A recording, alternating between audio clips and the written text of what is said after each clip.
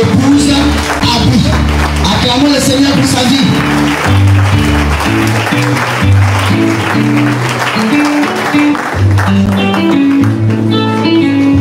Alléluia.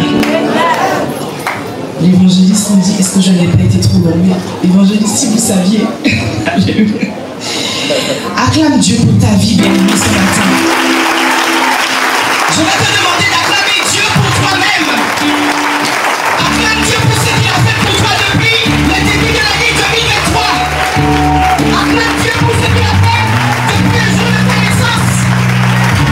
Acclame Dieu pour ce qu'il a fait, pour ce qu'il a dit quand tu étais encore dans le ciel avec lui. Acclame encore. Acclame encore. Acclame de tout ton cœur. Acclame avec toute ta force. Et que tu n'as pas encore acclamé Dieu. Acclame ce Dieu-là. Acclame sa vie. Acclame son nom. Acclame ses honneurs. Acclame sa puissance. Acclame sa majesté. Bien-aimé, quand tu as commencé l'année 2023, est-ce que tu pensais que tu allais finir comme ça aujourd'hui? Quand tu t'es réveillé le 1er janvier 2023, est-ce que tu pensais que le 31 décembre, tu serais ici dans sa gloire, à danser avec les anges, à le glorifier, à le célébrer, en vie, en vie? Combien de gens ont dit que tu n'allais pas finir l'année? Combien de gens ont dit que c'était fini pour toi? Combien ont dit que tu n'allais pas voir le jour en 2024? Combien ont décrété dans leur couvent de sorcellerie que tu n'allais pas accoucher, que tu ne te marierais jamais, que tu serais toujours pauvre, que tu n'allais pas manger? Est-ce qu'on n'est pas bien rassasié? Amen. Est-ce qu'on ne respire pas? J'ai dit que tout ce qui respire, que tout ce qui a vie, loue Dieu, loue l'Éternel, loue l'Éternel, loue l'Éternel. Acclame encore, acclame encore, acclame encore. Oh Seigneur, merci. Dieu de gloire, merci. Oh alléluia. Dieu puissant, merci. Oh Seigneur. Ce 31 décembre, je ne savais pas, Seigneur, si j'allais finir cette année. Oh Dieu. Seigneur, merci. Merci pour ta grâce. Merci pour ta fidélité, ta bonté, oh Dieu, pour ma vie. Pour la vie de tes serviteurs, de tes servantes, de tes enfants, Seigneur, ici présents et dans le monde, oh Dieu. Seigneur, l'autre avait dit, mais toi, tu avais déjà prédit.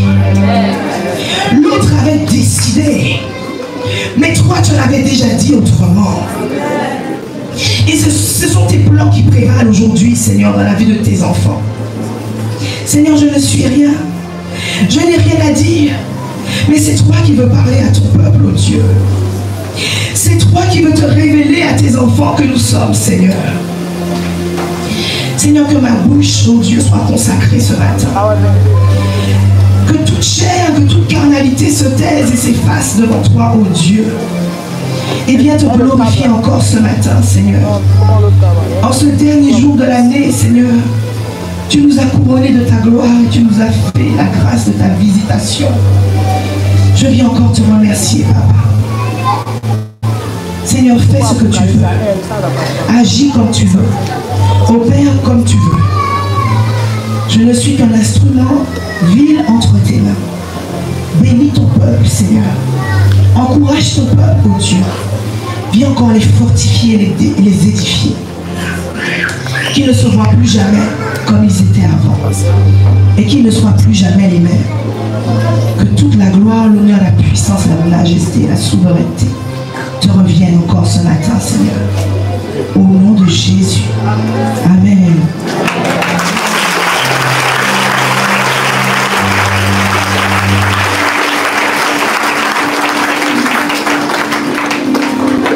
J'ai juste envie de rester là, de pleurer, de pleurer, de pleurer. On va me dire, mais c'est quoi son problème? Comme dit la servante de Dieu tout à l'heure, elle a dit, souviens-toi de là où tu étais. Est-ce que quelqu'un a entendu? Souviens-toi de là où Dieu t'a tiré. Certains étaient dans la prostitution, dans le vol, la sorcellerie, le satanisme, toutes sortes de choses qui nous amenaient loin de Dieu et qui nous avaient condamnés.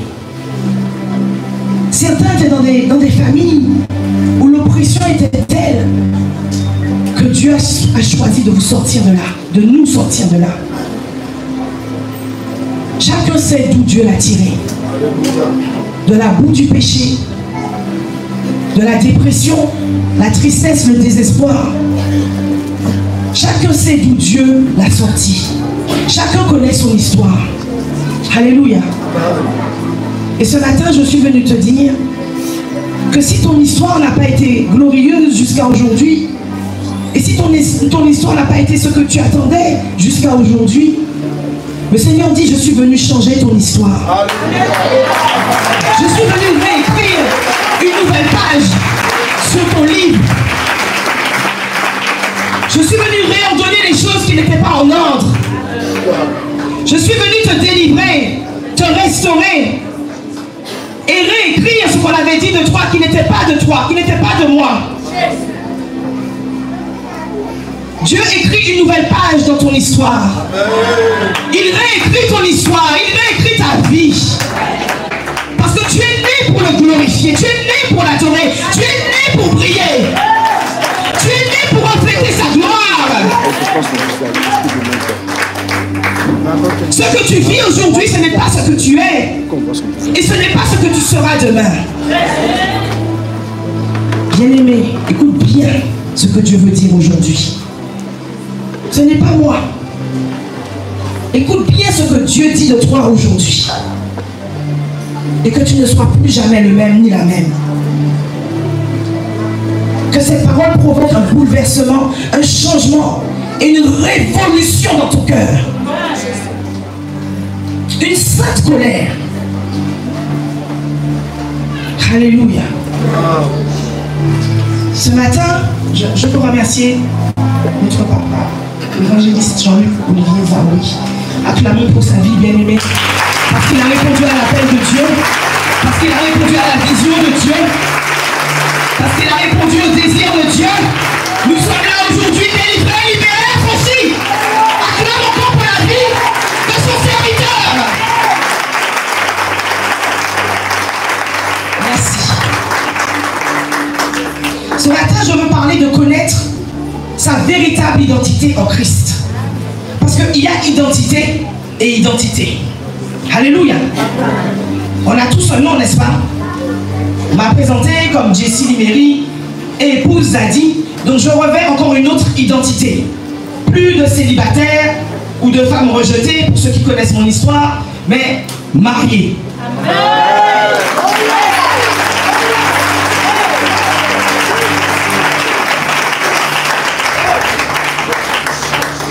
Bien aimé, il y a quelques années aux États-Unis, il y avait un homme qui s'est retrouvé battu, frappé jusqu'au sang. C'était dans l'état de Géorgie et des voyous l'avaient tellement brutalisé, tellement maltraité qu'on l'a retrouvé derrière un Burger King, un restaurant, et il était tout ensanglanté, il était nu, et puis surtout il avait perdu tous ses documents d'identité, son passeport ou sa pièce d'identité, son ID comme disent les Américains. Il n'avait plus rien sur lui qui pouvait l'authentifier, l'identifier. On l'a envoyé à l'hôpital, aux urgences, mais malgré tous les soins qu'on a pu lui prodiguer, il avait perdu la mémoire, ce qu'on appelle l'amnésie. Il a été frappé d'une profonde amnésie. Et donc à ce moment-là, ça a commencé à intriguer les services secrets américains, le FBI. Ils ont commencé à faire une enquête. Et ils ont commencé à enquêter sur sa vie pour savoir qui était cet homme. On a relevé ses empreintes. Ils ont mené toutes sortes d'enquêtes pour retrouver sa véritable identité, mais en vain. Maintenant, il y a un homme du nom de Dr. Phil, qui est un grand animateur télé là-bas, qui a une émission qui est suivie par des millions et des millions d'Américains, même de par le monde. En tout cas, c'est impossible de faire un appel au travers de cette émission et qu'on ne sache pas, qu'on ne voit pas ce qui a été dit, ce qui a été demandé. C'est une émission qui est très regardée. Et cet homme, malgré tous ses appels, il s'est présenté sur le plateau, on a raconté son histoire, mais personne ne l'a réclamé. Ni un père, ni une mère, ni un ami, ni un frère. Personne ne savait qui il était. Et lui-même, au fil du temps, les années, les mois passent, ça remonte à quand même quelques années, il n'a toujours pas recouvré la mémoire. Donc il avait une infirmière qui a été touchée par sa situation, qui a été touchée par son état, et qu'il a pris chez lui, elle a pris à cœur de l'héberger et de prendre soin de lui donner beaucoup d'amour, de lui donner des soins.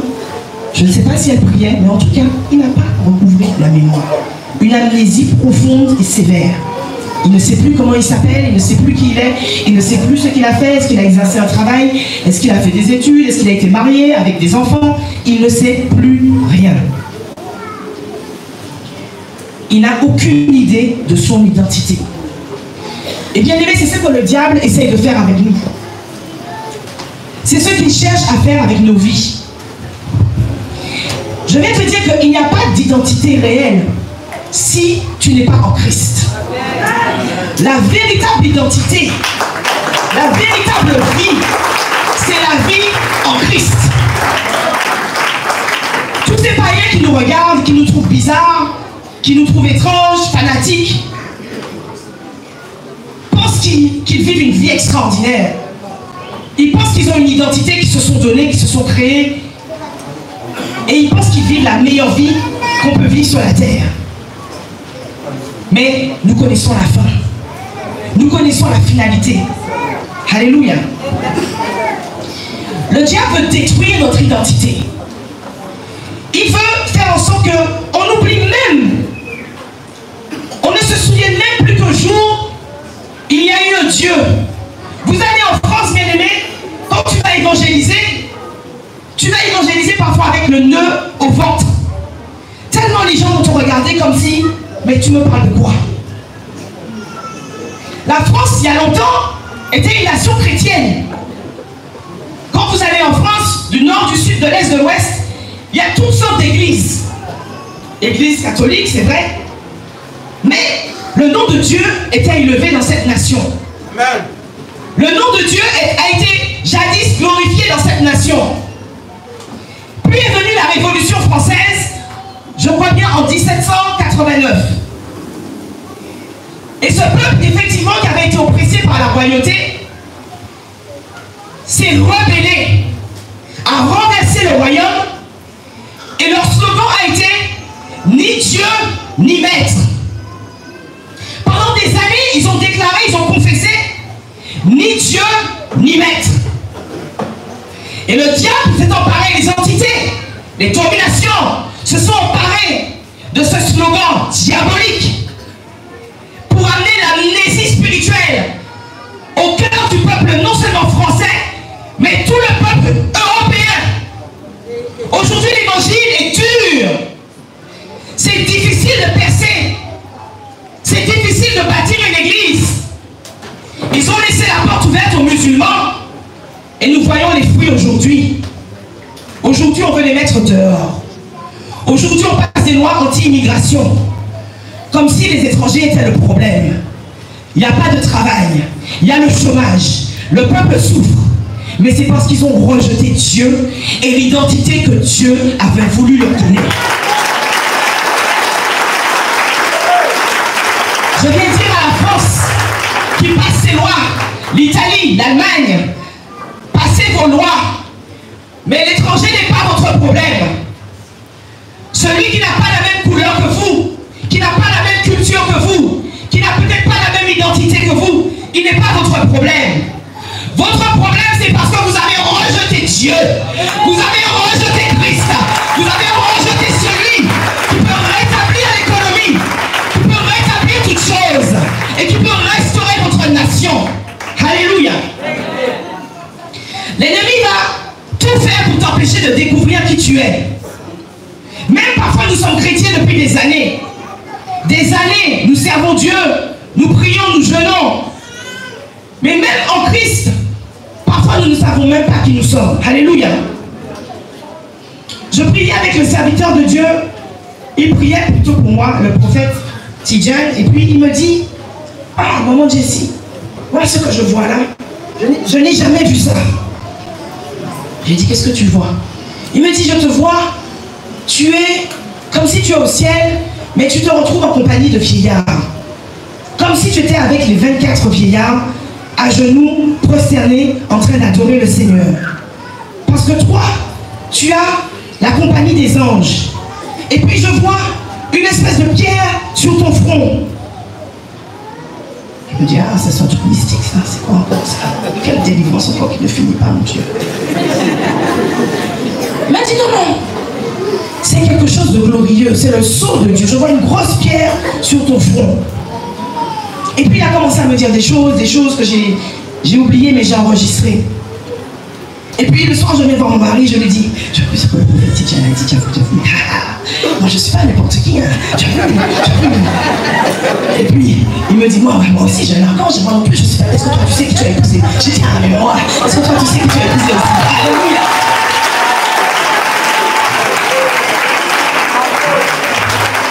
Alléluia. Bien aimé, parfois, on doit se provoquer. C'est une sainte compétition. Alléluia.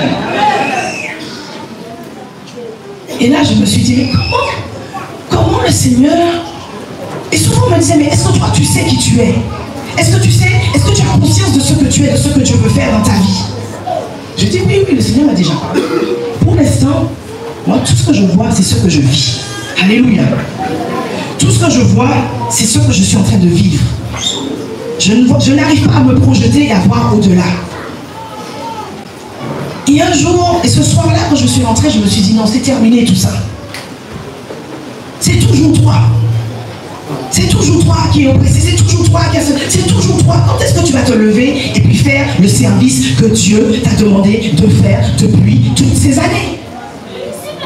C'est toujours toi qui es oppressé, c'est toujours toi.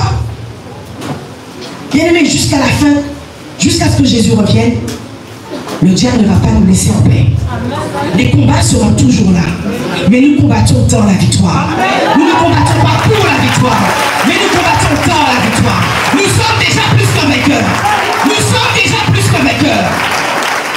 Sa tête est déjà écrasée. Il agite sa queue, mais sa tête est déjà sous nos pieds.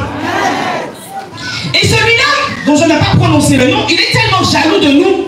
Il est tellement jaloux de ce que Dieu a fait pour nous au travers de Christ. Lui, il a péché, on l'a précipité, on l'a chassé. Mais nous avons péché et Dieu a donné ce qu'il avait de plus précieux pour nous racheter. Parce que nous sommes prêts à son image et à sa ressemblance. Bien aimé, regarde ton voisin et dis-lui, tu n'es pas n'importe qui. Tu n'es pas n'importe qui.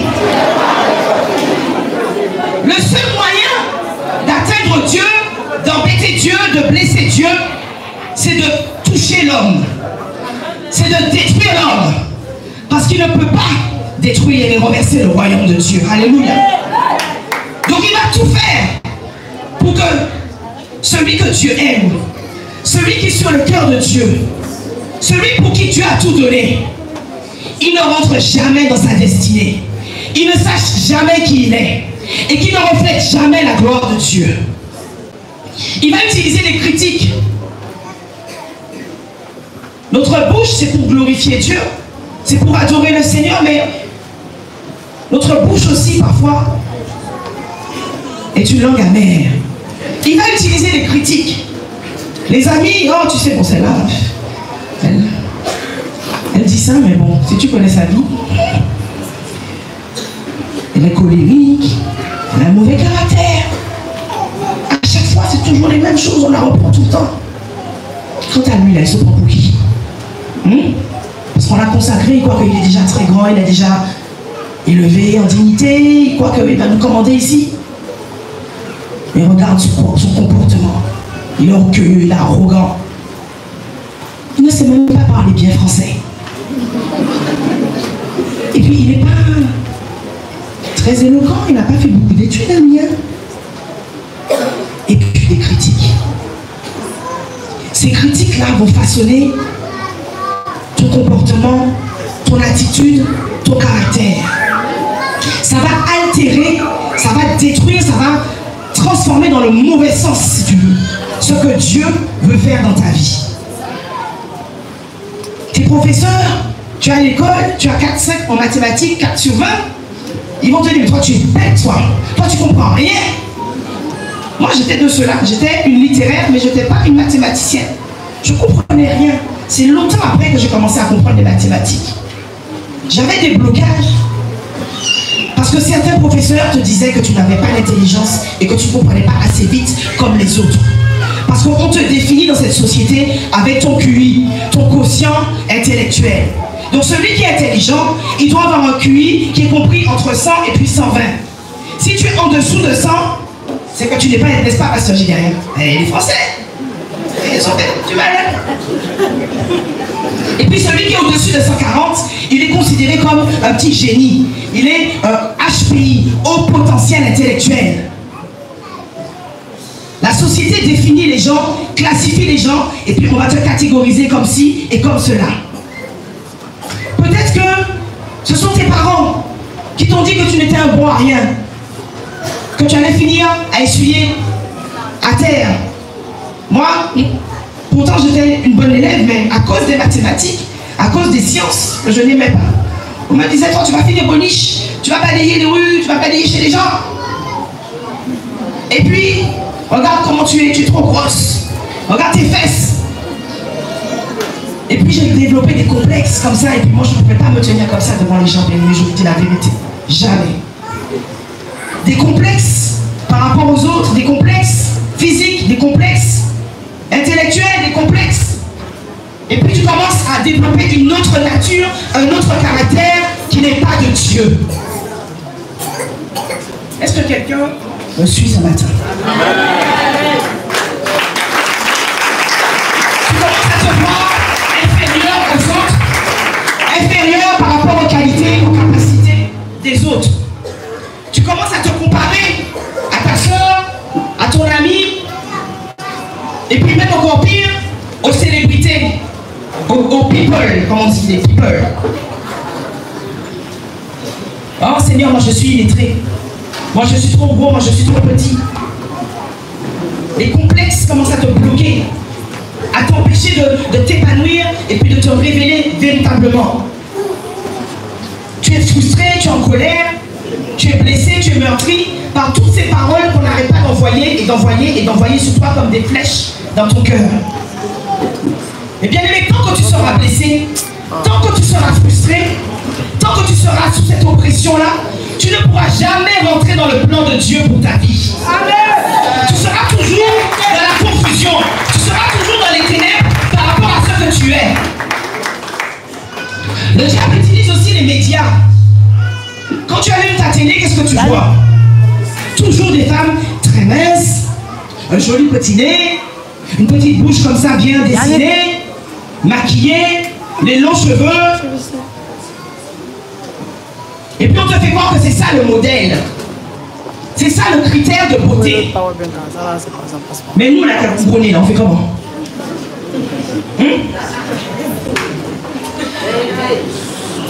Nous qui sommes un peu costauds, là, on fait comment? Et c'est là que tu verras toutes sortes de déviances.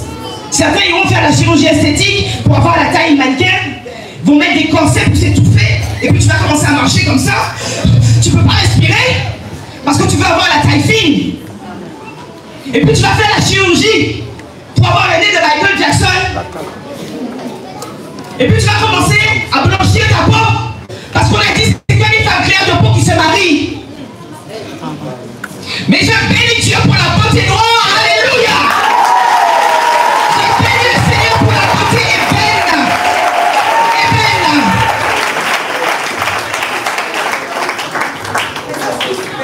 Il va commencer à exposer la réussite des autres. Tu vas voir les émissions, et puis surtout sur Facebook, les réseaux sociaux. Celui-là va montrer sa grosse voiture, il va montrer sa grosse maison, il va montrer qu'il a réussi. Parce que la réussite matérielle maintenant est devenue gage de réussite dans la vie. Mais si seulement vous saviez comment ils souffrent, comment ils sont malheureux, et souvent au bord du suicide. Ils ont besoin de Jésus. Ils ont besoin du Seigneur Jésus. Car ils n'ont pas la paix. Tous ces riches que vous voyez, beaucoup sont en dépression. Beaucoup sont sous anxiolytiques. Beaucoup sont sous antidépresseurs. Parce qu'ils n'ont pas la paix. Ils ne savent pas réellement qui ils sont. Donc ce vide-là qui est en eux, ils vont le remplir par toutes sortes de choses. Par une vie de débauche. Plus de femmes, plus d'hommes, plus d'argent, plus de drogue, plus d'alcool, plus de boîtes de nuit, plus d'amis. Parce que ce vide-là, il n'y a que Dieu qui peut le remplir. Avant de croiser Christ, Satan, il nous avait collé sa vieille étiquette, sa vieille identité, sa fausse identité. Parce que c'est un usurpateur, c'est un menteur, c'est un tricheur et c'est un voleur. Même ceux qui ont été consacrés depuis le ventre maternel dans la sorcellerie, il veut te faire croire que c'était ça ton destin et c'est ça à quoi tu avais été appelé. Mais sauf que Dieu dit qu'il t'avait déjà choisi avant la fondation du monde. Avant que tu ne revêtes ton enveloppe charnelle, avant qu'il ne t'envoie sur la terre, la main de Dieu, le regard de Dieu, la pensée de Dieu était déjà sur ta vie. Satan est arrivé trop tard. Quel que soit ce qu'il a pu faire dans le ventre, il y avait déjà quelque chose qui avait été dessiné avant. Amen. Alléluia. Amen. Le Seigneur dit dans Éphésiens 2, 1 à 2, vous étiez morts par vos offenses et par vos péchés, dans lesquels vous marchiez autrefois, selon le train de ce monde, selon le prince de la puissance de l'air, de l'esprit qui agit maintenant dans les fils de la rébellion. C'est ce que nous étions hier. Nous marchions comme étant vivants, mais nous étions morts spirituellement. Parce que nous offensions Dieu tous les jours, à cause du péché, à cause de l'incrédulité, à cause de la désobéissance. Le train de ce monde, ça veut dire selon les principes du monde, selon les critères du monde, ce que j'ai cité tout à l'heure, qui n'ont rien à voir avec ce que Dieu veut. APD, il y a des mariages en cascade. Mariage sur mariage. Sans mèche, sans maquillage, sans bijoux. Alléluia.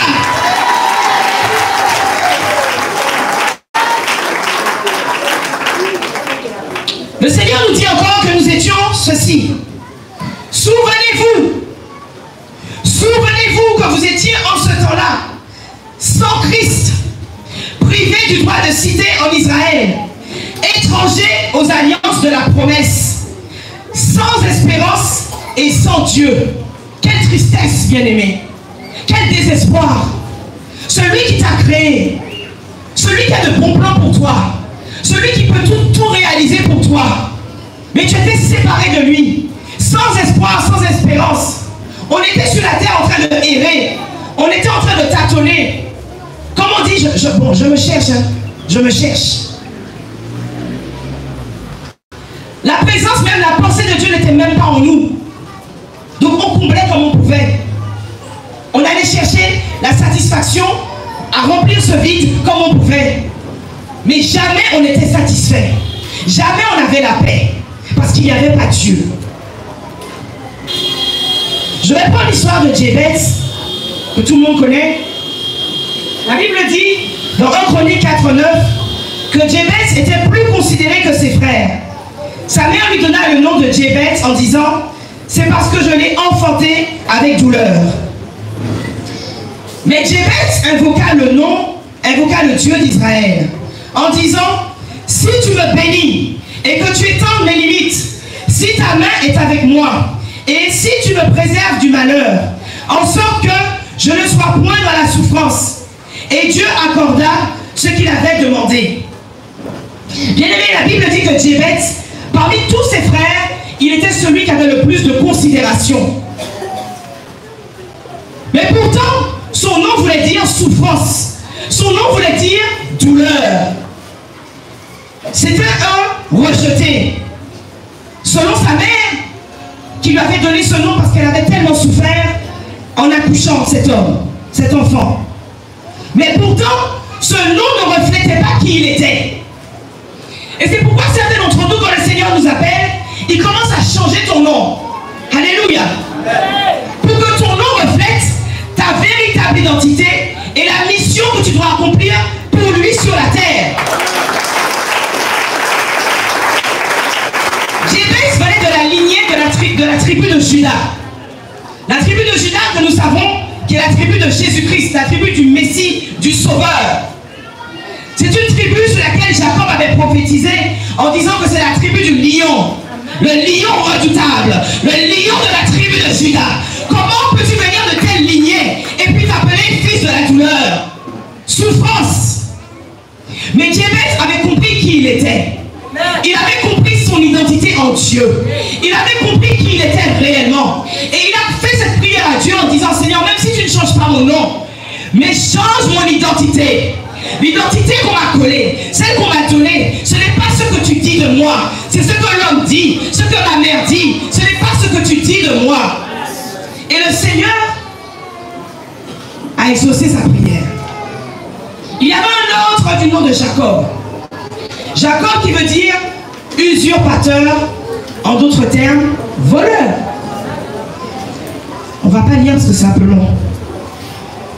Mais Jacob qui avait un jumeau, Ésaü, sachant le plan que Dieu avait pour lui, et ne faisant même pas confiance à Dieu pour accomplir ce plan à sa manière et en son temps, en complicité avec sa mère Rebecca, il a échafaudé un plan pour récupérer cette bénédiction. Pourtant le Seigneur dit que de ton ventre, Rebecca, sortiront de tes entrailles 2 enfants, 2 peuples. Et un de ces peuples sera plus fort que l'autre et le plus grand sera assujetti au plus petit. Ça veut dire que l'aîné Ésaü, le Seigneur avait déjà prévu que cet aîné qui étant aîné ne serait pas le plus fort, ne serait pas celui qui allait dominer. C'était Jacob qui était prévu pour dominer et pour accomplir la promesse que Dieu avait faite à Abraham. Et c'est pourquoi Dieu a dû changer le nom de Jacob. Il a dû changer son nom en Israël. Quand Dieu veut faire quelque chose de grand dans la vie de quelqu'un, il commence par changer son nom. Israël qui veut dire Dieu qui triomphe. Le Dieu qui prévaut, qui domine. Ça n'a rien à voir avec le voleur. Et Israël lui-même a été le père des 12 tribus de Juda, des 12 tribus d'Israël, pardon, qu'on connaît aujourd'hui. Mais bien aimé, avant de prétendre savoir qui nous sommes, nous devons d'abord savoir qui est Dieu. Comment tu vas te dire que je suis en Christ, je suis en Dieu, mais je ne connais même pas celui qui m'a engendré. Je ne connais même pas celui qui m'a aidé. Comment tu vas définir ton identité, comprendre qui tu es, si tu ne sais même pas d'où tu viens et si tu ne connais même pas celui qui t'a donné la vie? Pas la vie physique seulement, pas la vie charnelle seulement telle qu'on la connaît aujourd'hui, mais la vie éternelle. Alléluia. Car nous ne sommes que de passage sur la terre. Nous sommes en mission sur la terre. Et comment tu vas pouvoir accomplir ta mission, exercer ton mandat, si tu ne sais même pas quel est ton mandat, qui t'a appelé, d'où tu viens? C'est comme le cas de quelqu'un qui a été adopté. La plupart du temps, même s'il est heureux, même s'il a trouvé une belle famille, mais il va toujours chercher à connaître ses origines. Alléluia. Un enfant adopté va toujours chercher à savoir d'où il vient. Il est sorti des entrailles de quelqu'un. Il a un géniteur, il a une génitrice. Ce ne sont peut-être pas les pères et les mères, car le véritable père et la véritable mère, ce sont ceux qui prodiguent l'amour et les soins. Amen. Mais pourtant, il va toujours être en quête de sa véritable identité, puisqu'il vient de quelque part. Les païens qui ne connaissent pas Dieu, eux-mêmes, ils se fabriquent leur propre identité. C'est dire à quel point c'est important. Sinon, on va errer sur la terre. On va errer comme des gens sans but, sans objectif, sans vision, parce qu'on ne sait même pas qui on est. Mais Dieu, ce Dieu qui nous a créés, il se révèle dans sa parole. La Bible dit dans Jean 1, au commencement était la parole. Et la parole était avec Dieu. Et la parole était Dieu. Elle était au commencement avec Dieu. Et toutes choses ont été faites par elle. Et rien de ce qui a été fait n'a été fait sans elle. En elle était la vie, et la vie était la lumière des hommes. La lumière luit dans les ténèbres, et les ténèbres ne l'ont point reçue. Bien-aimé, qui est Dieu pour toi? Pose-toi la question ce matin. Ce Dieu-là qui m'a appelé, il est qui pour moi? Jésus a demandé à Pierre, qui dis-tu que je suis? Qui dis-tu que je suis? Et Pierre a eu la révélation, il a dit, mais Seigneur, je sais qui tu es. Tu es le Messie. Tu es le Fils du Dieu vivant. Tu es celui qui est. Tu es celui qui est. Tu es celui qui reviendra. Tu es celui qui est venu donner ta vie pour nous. Payer le prix à la croix pour nous sauver, pour nous racheter, pour nous restaurer. Tu es le Messie qu'on attendait. Tu es le Messie qu'on a annoncé, que les prophètes ont annoncé. Tu es ce Dieu-là pour moi. Tu es ma vie. Tu es ma source. Tu es mon délivreur. Tu es mon libérateur. Tu es mon guérisseur. Tu es mon consolateur. Tu es mon souffle. Tu es ma vie. Qui est Dieu pour toi? Tant que tu ne connais pas ce Dieu, tant que tu n'as pas cette relation, cette intimité avec Dieu, tu ne sauras jamais qui tu es. Car la Bible dit, mais à tous ceux qui ont cru, à tous ceux qui l'ont reçu, il a donné le pouvoir de devenir enfants de Dieu, lesquels sont nés, non du sang, ni de la volonté de la chair, ni de la volonté de l'homme, mais de la volonté de Dieu. Bien aimé, il y a beaucoup de gens ici qu'on a essayé d'avorter. La maman ne voulait pas, elle avait déjà trop d'enfants, ou elle a regardé sa situation économique, elle a dit, bon, moi je n'ai pas assez d'argent pour nourrir cet enfant-là. Et puis il y en a qu'on a essayé d'avorter 2, 3, 4 fois. J'écoutais le témoignage de servantes de Dieu. Et elles ont dit, on n'a jamais pu enlever cet enfant-là. On n'a jamais pu ôter cet enfant-là. On a tout fait. On a tout essayé, les médicaments, les médecins, ils ont gratté, ils ont fait les curetages, mais ils n'ont jamais pu enlever cet enfant-là. Parce que si tu n'es pas né de sa volonté, elle est simplement un canal. C'est Dieu qui a utilisé ce ventre pour que tu viennes au monde. Et tant que Dieu n'avait pas dit que c'était fini, ce n'était pas fini. Tant que Dieu n'a pas dit stop, ce ne sera jamais stop. Quel que soit le niveau d'études ou le niveau de compétence du médecin, il n'a jamais pu enlever ses enfants. Parce qu'il y avait l'étoile qui brillait sur leur vie. Il y avait le plan de Dieu sur leur vie. Il y avait le mandat de Dieu sur leur vie. Il y avait quelque chose de grand, de puissant, de glorieux qui les attendait sur la terre. Et Dieu n'a jamais permis. La première étape pour connaître ton identité, c'est d'abord de recevoir totalement Dieu dans ta vie. Totalement Jésus dans ta vie. Entièrement, à 200%. Pas un pied dans le monde et puis un pied dans l'église. Qu'est-ce que Dieu dit de toi, bien-aimé? On sait ce que l'homme dit. On sait ce que Satan avait dit. Mais qu'est-ce que Dieu dit de toi? Souvent on entend les prophéties et puis on est ébahi, on est estomaqué, on se dit mais waouh, c'est ce que Dieu pense de moi. Moi qui me voyais seulement comme un vulgaire pécheur, une vulgaire prostituée, un vieux petit sorcier du village. Non.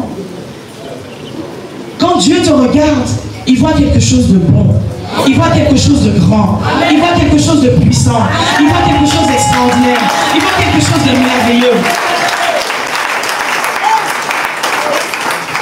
1 Pierre 2,9, le Seigneur nous dit, vous êtes au contraire une race élue, un sacerdoce royal, une nation sainte, un peuple acquis, afin que vous annonciez les vertus de celui qui vous a appelé des ténèbres à son admirable lumière. Vous qui autrefois n'étiez pas un peuple et qui maintenant êtes le peuple de Dieu, vous qui n'aviez pas obtenu miséricorde et qui maintenant avez obtenu miséricorde. Dieu nous voit comme cela, bien-aimés, non seulement parce que nous sommes créés à son image, à sa ressemblance, mais parce que nous sommes en alliance avec lui. Celui qui a accepté Christ, il est en alliance avec lui. Alléluia. On n'a pas besoin de l'alliance du mariage. On n'a pas besoin du diamant. On n'a pas besoin de l'or. Nous avons l'alliance de Dieu à notre droit. Et cette alliance-là, elle écrase, elle prédomine contre toute mauvaise alliance. Alliance démoniaque, alliance satanique, alliance qui n'est pas de Dieu.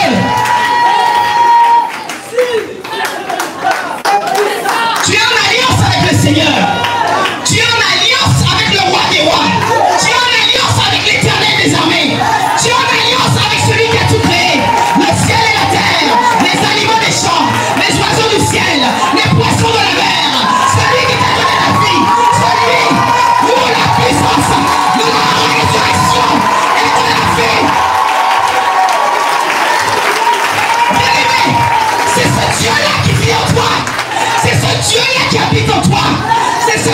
qui règne en toi.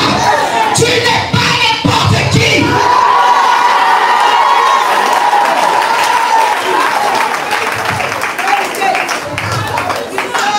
Race élue. On dit il y a la race noire, la race blanche, la race jaune. Il n'y a qu'une seule race, c'est la race humaine. Mais parmi la race humaine, il y a aussi ceux qui se détachent du lot. Et on n'est pas tous même chose, hein, comme dit chez nous en Côte d'Ivoire. Il y a ceux qui ont compris qu'il y a autre chose que la vie sur la terre. Il y a autre chose que les grosses maisons. Il y a autre chose que se marier et faire des enfants. Il y a autre chose, il y a plus, il y a au-delà. C'est pourquoi tu es une génération choisie de Dieu.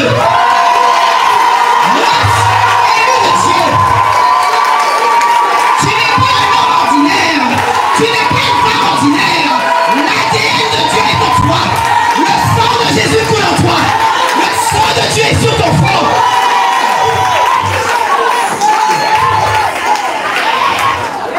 Tu es le choix spécial de Dieu. Tu es précieux et tu es précieuse à ses yeux. Alléluia.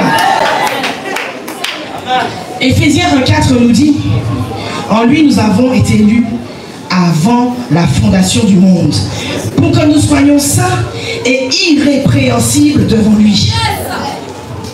Bien-aimé, si Dieu t'a élu avant la fondation du monde, s'il t'avait béni de toutes sortes de bénédictions spirituelles dans les lieux célestes, s'il te dit que tu es assis avec lui dans les lieux célestes, quel démon, quel esprit, quel serpent, quel Satan, quel couvent, quelle sorcellerie, quel féticheur va prédominer dans ta vie, empêcher le plan de Dieu dans ta vie. Ils ont échoué.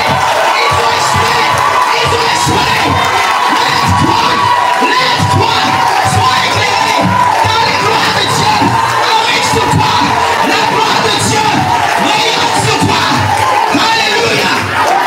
Le Seigneur dit, tu es une nation sainte, parce que Dieu lui-même il est saint. Et la nature de Dieu est en toi. Donc comme tu sers, comme tu émanes, comme tu as été accouché par un Dieu qui est saint, tu dois être aussi sainte. Quand Dieu te voit, il ne te voit pas sorcier, il ne te voit pas sataniste, il ne te voit pas prostituée, il ne te voit pas menteur. Il te voit au travers du sang de Jésus-Christ, notre Seigneur. Jésus-Christ, notre Sauveur. N'avez-vous pas remarqué, depuis la Bible, même jusqu'à aujourd'hui, Dieu peut se mettre en colère. On fait des jeûnes de repentance, on demande pardon à Dieu, car il y a des moments où le Seigneur n'est pas content de nous. Parce qu'il sait qu'on vit en deçà de ses privilèges, en dessous de ce qu'il attend de nous. Mais la colère de Dieu ne dure pas longtemps. Souvent nous déclarons une semaine, et puis tu sens dans ton cœur qu'au bout de 2 jours, tu es déjà pardonné, tu es déjà restauré. Il ne te prie plus. Alléluia. Le plaisir de Dieu, c'est de communiquer avec ses enfants. Le plaisir de Dieu, c'est d'être en relation avec ses enfants. C'est d'être en intimité avec ses enfants. Il ne peut pas rester fâché longtemps. Il y avait un homme du nom de David. David n'était qu'un vulgaire berger. David n'était même pas considéré. Il était peut-être le fruit d'un péché ou le fruit de l'adultère. Le jour où le Seigneur envoie Samuel pour choisir le roi d'Israël, après l'éviction de Saül, Samuel s'en va chercher un homme fort, un homme costaud, un homme vigoureux, un homme qui avait des muscles. Il ne regardait même pas David. Mais le Seigneur lui dit, je ne regarde pas à ce qui frappe à la vue, Samuel, parce que tout ce qui brille n'est pas or. Je regarde à ce qui touche mon cœur. Et il y a un homme du nom de David. Son père l'a rejeté, sa mère l'a rejeté. Il est né dans le péché, il a été conçu dans l'iniquité. Mais ce David-là, c'est lui que j'ai choisi. C'est toi qui l'as choisi. C'est toi qui l'as choisi. C'est toi qui l'as choisi. Et j'étais prostituée. Je connaissais beaucoup d'hommes. Je ne me suis pas mariée vierge.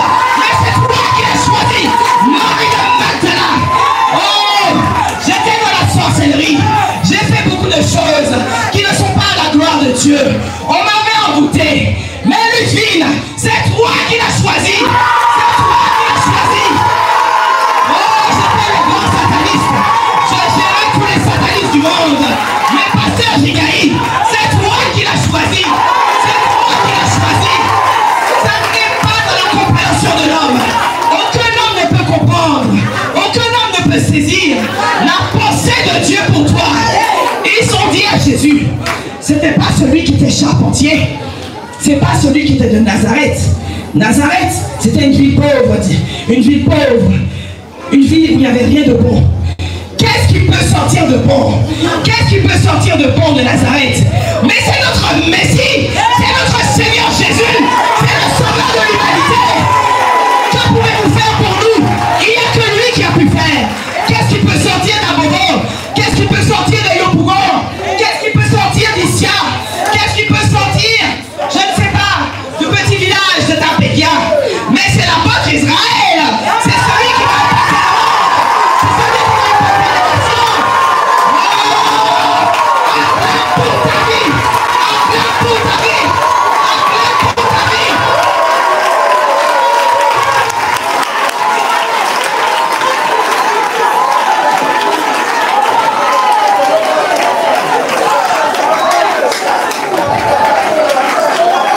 Le Seigneur dit, tu es un peuple acquis. Tu es un peuple acquis. Ça veut dire quoi? Tu étais déjà perdu. Tu étais déjà loin de lui. On t'avait déjà shooté. On t'avait déjà trépigné. On t'avait déjà balayé. On t'avait déjà enterré. Ils avaient déjà creusé la tombe. Ils avaient dit c'est fini. Ils avaient dit c'est fini. Mais le Seigneur dit, quand Dieu a tant aimé le monde, qu'il a donné son Fils, afin que quiconque en lui ne périsse point. Ne périsse point. Reçois la vie éternelle. Reçois la vie éternelle. Alléluia. Oh Jésus. Jésus, tu nous as tout donné. Tu nous as tout donné. Oh. Ouais.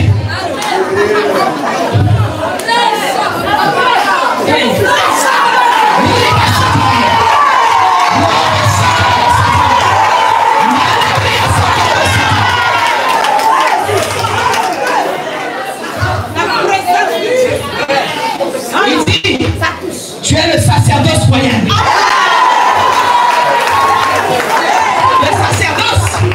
Le sacerdoce, c'est la sacrificature, le service de Dieu.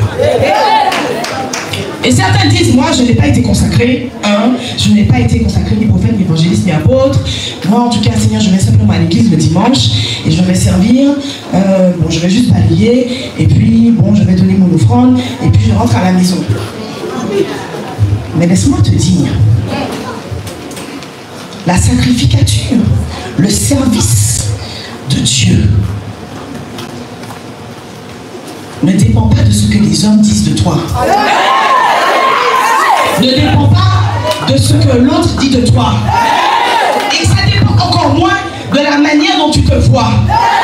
Gédéon a été appelé, il a dit, mais Seigneur, je suis le plus petit de la maison de mon père. En vérité, la tribu de Benjamin était la plus petite tribu des 12 tribus d'Israël. Il se voyait comme rien. Mais aux yeux de Dieu, il a dit, Gédéon, lève-toi, vaillant guerrier. Où sont les guerriers? Où sont les guerriers? Tu dois mener le combat. Tu dois mener le combat. Car le sacerdoce, la mission de Dieu est sur ta vie. L'épée de Dieu est entre tes mains. Tu dois abattre, tu dois détruire, tu dois briser les royaumes des ténèbres, les profondeurs des ténèbres, les fondations du diable.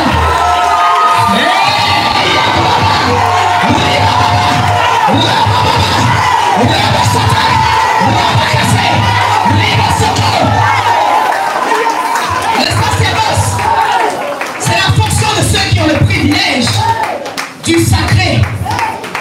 Soit pour offrir des sacrifices et prier au nom du peuple, soit pour transmettre au peuple certains enseignements et certaines bénédictions. Tu n'as pas besoin d'attendre une consécration, tu n'as pas besoin d'attendre l'appel particulier de Dieu pour être le sacerdoce de Dieu. Tu es le prêtre de Dieu, tu es la prêtresse de Dieu. Là où tu es dans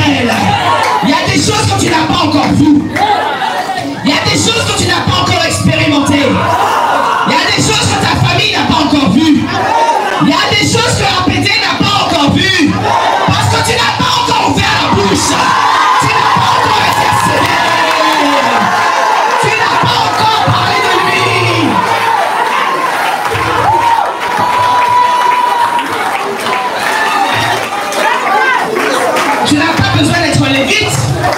Tu n'as pas besoin de descendre de la tribu de Lévi.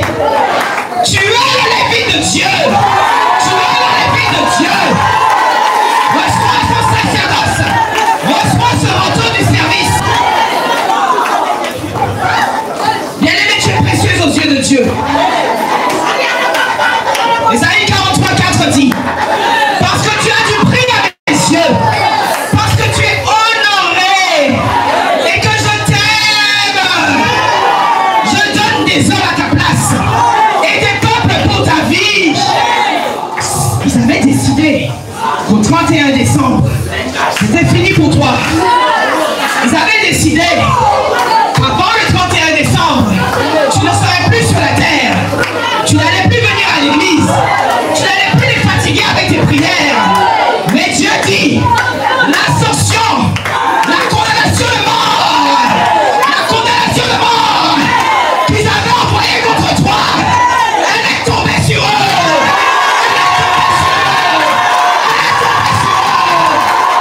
Pourquoi n'est pas encore arrivé?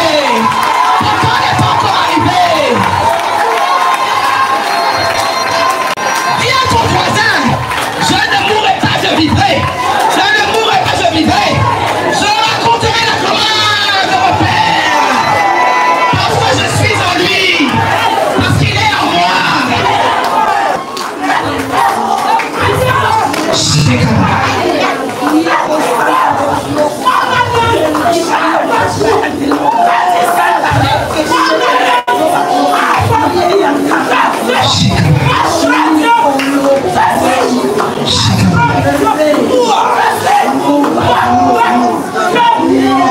Tu es adopté de Dieu.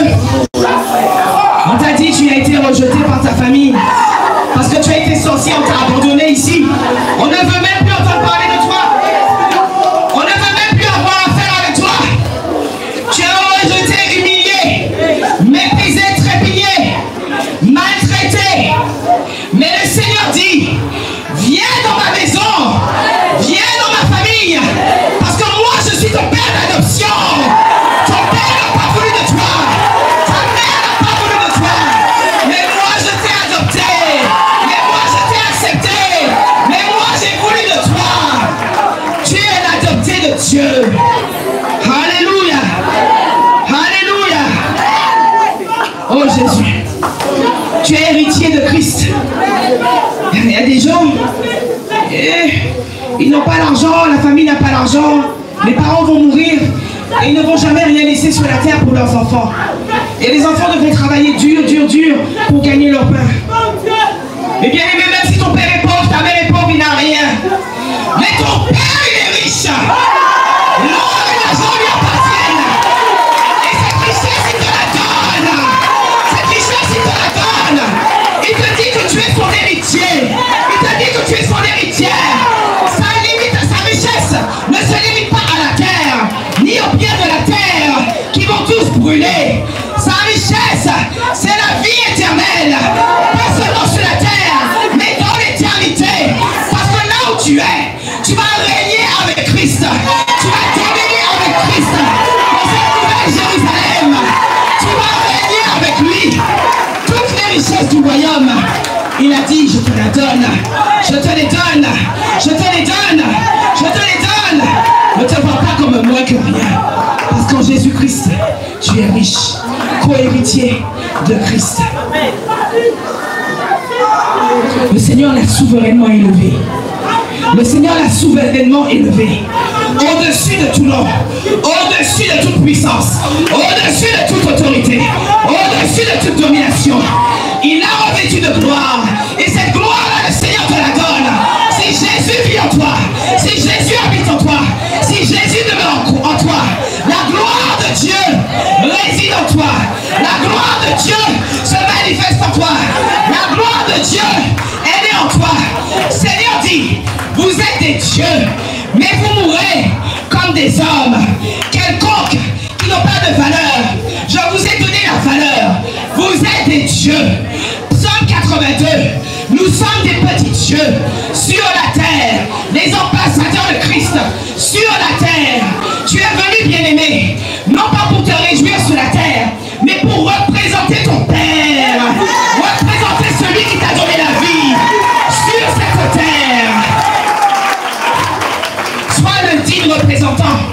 de celui qui t'a appelé. Sois le digne représentant de celui qui t'a envoyé.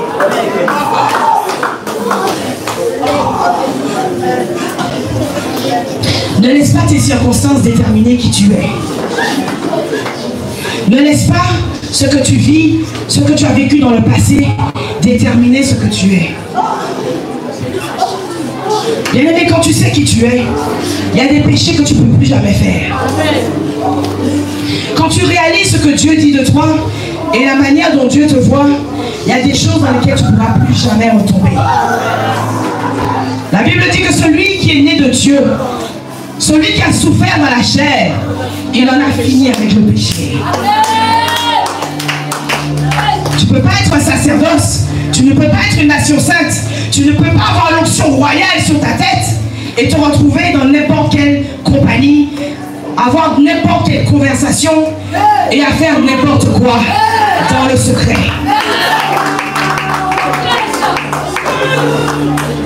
Celui qui connaît son identité en Christ, il fait tout pour revêtir le caractère de Christ. On a tous nos personnalités. Certains sont plus timides, certains sont plus effacés, certains sont plus expressifs. Dieu nous a créés tous différents. Mais il veut que son caractère soit magnifié, soit manifesté en nous. C'est pourquoi l'apôtre Paul dit: Christ en moi, l'espérance de la gloire. Ce n'est plus moi qui vis, c'est Christ qui vit en moi. C'est Christ qui vit en moi. L'identité de Christ, l'identité de Jésus, elle habite en moi. Elle est révélée en moi. Elle est manifestée en moi.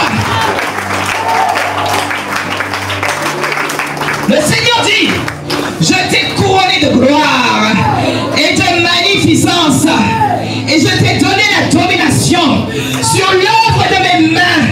Bien-aimé, ne te vois plus petit, ne te vois plus insignifiant, ne te vois plus comme rien. Oui, sans Jésus, tu n'es rien. Sans Jésus, tu n'as rien. Mais en Jésus-Christ, tu as la vie, tu as la puissance, tu as l'onction, tu as le pouvoir, tu as tout. Christ en moi, l'espérance de la gloire. Tu es un être de gloire. Tu es un être de puissance. Tu es la lumière du monde. Tu es le sel de la terre. Est-ce qu'on va cacher la lumière? La lumière doit être visible.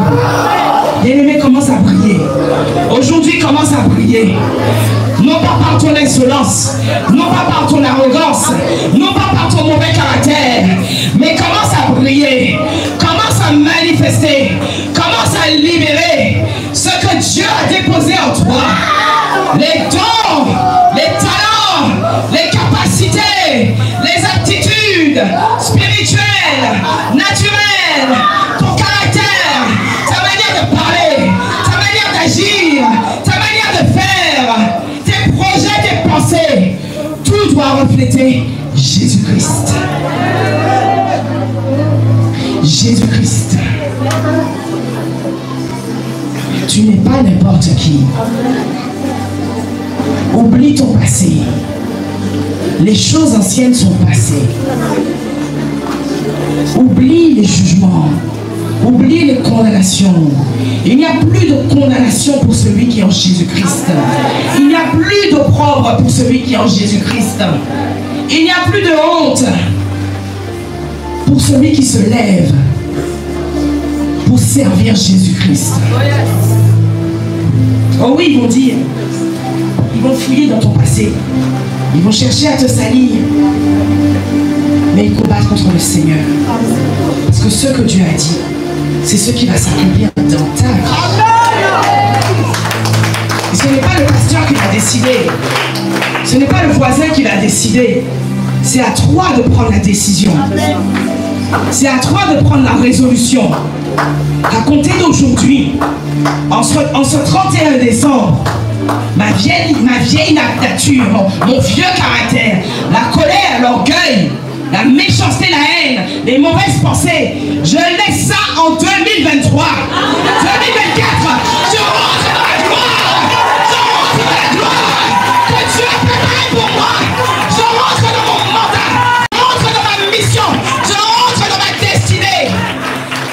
mal. Les portes de ta destinée. Tu cries à Dieu, tu cries à Dieu. Seigneur, ouvre les portes de ma destinée. Mais est-ce que tu sais qui tu es? Est-ce que tu connais ta destinée? Est-ce que tu connais les mystères que Dieu a réservés pour toi? Est-ce que tu connais les mystères que Dieu a préparés pour toi? Toi, son représentant. Toi, son ambassadeur, son ambassadrice. Les portes de ta destinée s'ouvrent. Quand tu vas t'approprier ta véritable identité en Jésus-Christ. En Jésus-Christ. En Jésus-Christ. Tout a été créé par lui et pour lui. Tu as été créé par lui et pour sa gloire. Pas pour la gloire de l'homme. Pas pour la gloire du monde des ténèbres. Pour sa seule gloire.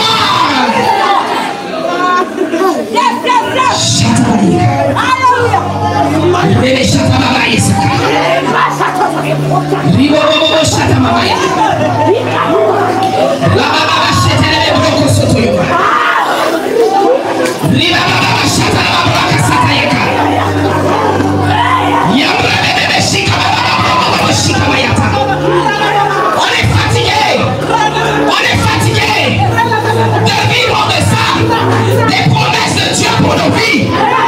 On est fatigué. On est fatigué de vivre comme des gens médiocres. On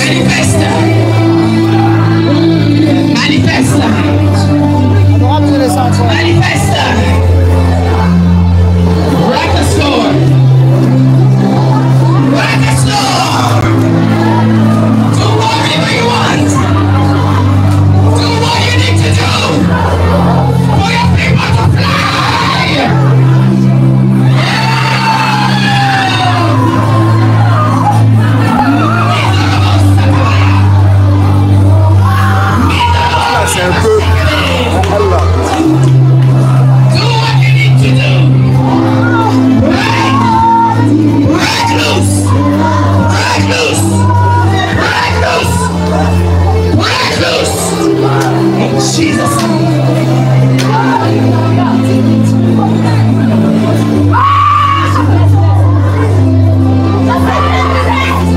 Il n'avait pas été. Quand t'attaquant de la sorte, il t'a précipité dans le plan de Dieu. Il t'a précipité dans les bras de Dieu. Il n'avait pas été. S'ils avaient su, ils n'auraient jamais envoyé Jésus à la croix. S'ils avaient su, ils n'auraient jamais permis que tu viennes au monde. S'ils avaient su, ils n'auraient jamais permis que tu viennes à apaiser.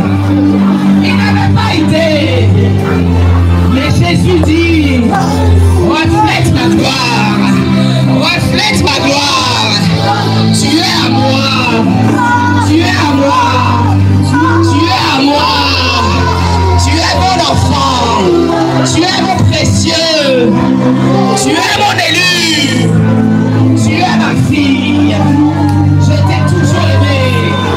Je t'ai toujours aimé. Un instant, j'avais détourné mon regard. Mais je t'ai toujours aimé. Et je te voyais de loin. Je te voyais de loin. Oh Jésus. Oh Jésus. Oh Jésus. Oh Jésus. Oh Jésus. Oh Jésus.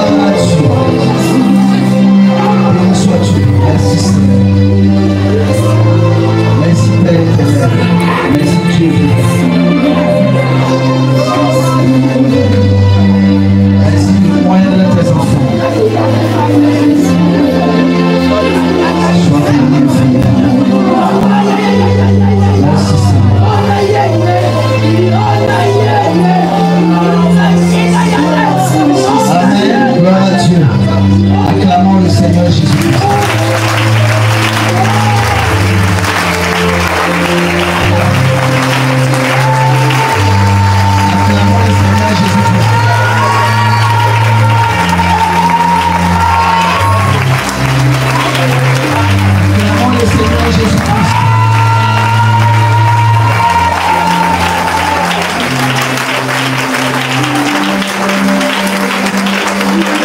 Acclamons, acclamons, acclamons, acclamons.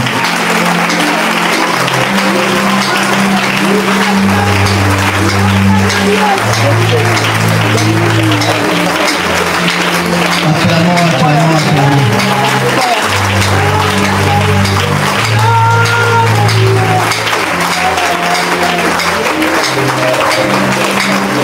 Il est infiniment bon. Il est fidèle.